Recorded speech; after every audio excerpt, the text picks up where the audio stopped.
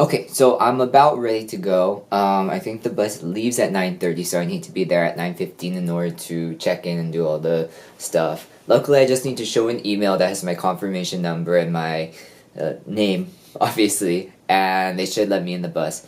I think the thing is, if because the seating is randomized, so once the bus actually comes, then the seating is arranged, and so you don't get to pick your seat, it's automatically picked for you.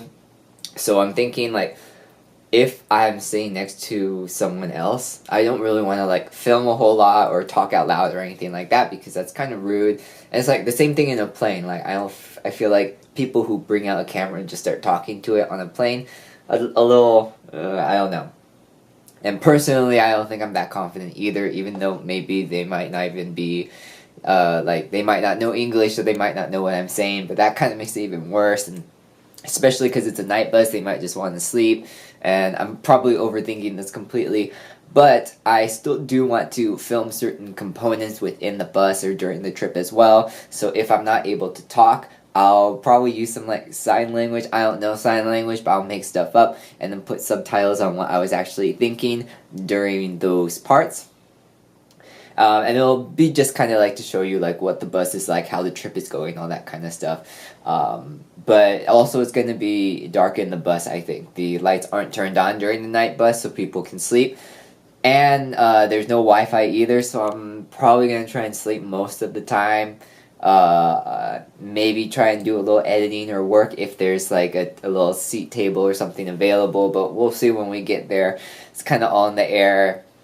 You know, trips like this I feel like are supposed to be more on the spontaneous side anyway, so also because it's like a solo trip too, I'm kind of just going with the flow and seeing how things are going, and so you will see how things go as well because at least you guys get to see the final product, and I don't know what's gonna happen yet, but we'll see, you know? As I cut to a time lapse of me packing and going to catch my bus, I thought that this would be the best opportunity to explain the night bus and how you can use it for your own benefits. Willer is a great option for night buses because they offer discounts to all foreigners. You can take advantage of this using their bus pass. They have 3, 5, and 7-day trip options, which are the most affordable. You can only book trips on Monday through Thursday, but as long as you use all your trips within a 2-month period, there are no restrictions. For example, you can book a trip on the 1st of the month, and then your next trip on the 30th of the same month, no problem. This gives you more travel flexibility depending on how long you want to stay in a certain place. And because it's a night bus, you will hopefully sleep the whole time so it doesn't take any time during your days. You should check the routes that they offer before purchasing to see if they have routes that you're interested in traveling to. They travel to most major cities in Japan, like Osaka and Kyoto, but some of the smaller or less traveled locations are missed. If you don't believe the cost benefits, I'll give you a super brief breakdown now. A one-way Shinkansen ticket, Tokyo to Osaka for example, is about 13,080 yen, which is approximately $120 US. If you buy the 7-day JR pass out of state before you come to Japan, it's around 29,110 yen, which is about $265 US, and is only usable for 7 days. The 3-time Willer bus pass, which is good for travel within a 2-month time period after purchase, is 10,000 yen, or approximately $91 US. Here are some other fun facts. Once you buy the bus pass, you need to make reservations via the Willer website for the bus.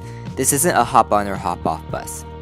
Once you make those reservations, they will have your name on record, and you'll just give them your name when you board. Seats are assigned, so you can't just sit anywhere.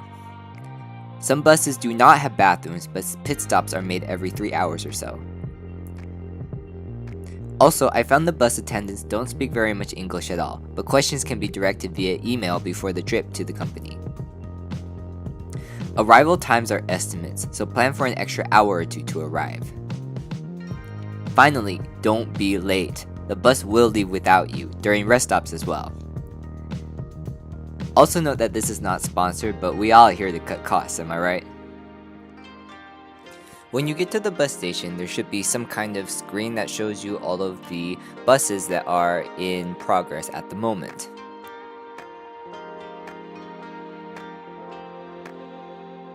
The bus station that I went to was completely outside, but the bus station in Osaka that I was in was inside, so each bus station is a little different.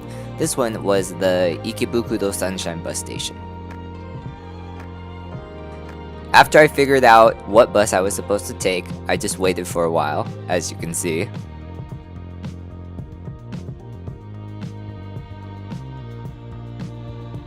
They do have a call system, so once the bus actually comes, your bus number should be called and you'll be able to go and board your bus.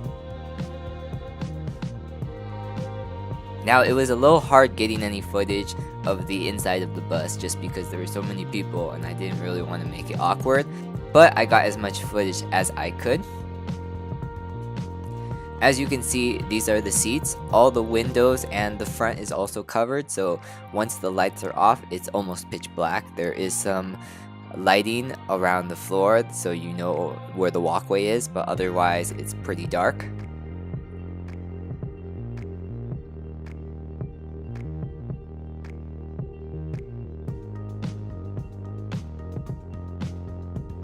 This is the outside of the bus. It's the Willard Express. There are multiple different types of buses that the Willard does have, but getting the regular bus pass pretty much makes you go on like the regular bus. Buses are usually full, so you'll be sitting next to people. I sat next to people both of the times that I was on the bus, and that is also kind of a reason why I didn't want to film too much. Didn't really want to make it awkward. As you can see, all of the seats have a covering, so you can cover your head so that you'll be able to sleep. Also, the lights are turned off for most of the trip. They're turned back on when there is a rest stop and when you get to the final location. So it may even be sunny outside, but because all the windows in the front are covered, you won't really be able to know where you are, which is actually a pretty good thing when you're trying to sleep, just because you can just focus on sleeping.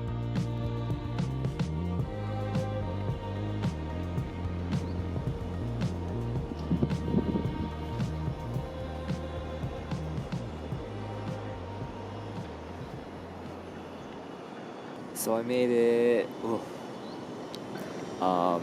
I'll probably wait a little while to actually give my like reviews and feedbacks about the bus, just because I'm outside in a random park right now, and it's about like 8:50. And I got on the bus 9:30 p.m. Got here at 8:50, so it's almost like 12-hour ride. It was a little different from what I was expecting, but nothing major or anything like that. But I check into my room just to drop off my luggage at 12, and so I need to like find some grub, get some caffeine into me so I can start my day off right and everything. And because it's so noisy here too, I'd rather wait later and then just give my review then. It was kind of weird because the bus was completely full and it was super quiet, so I wasn't able to really film inside the bus or anything like that. But I did catch a few clips for like my Instagram story and stuff like that, so I will insert those in while I'm talking about what happened in the bus and everything. So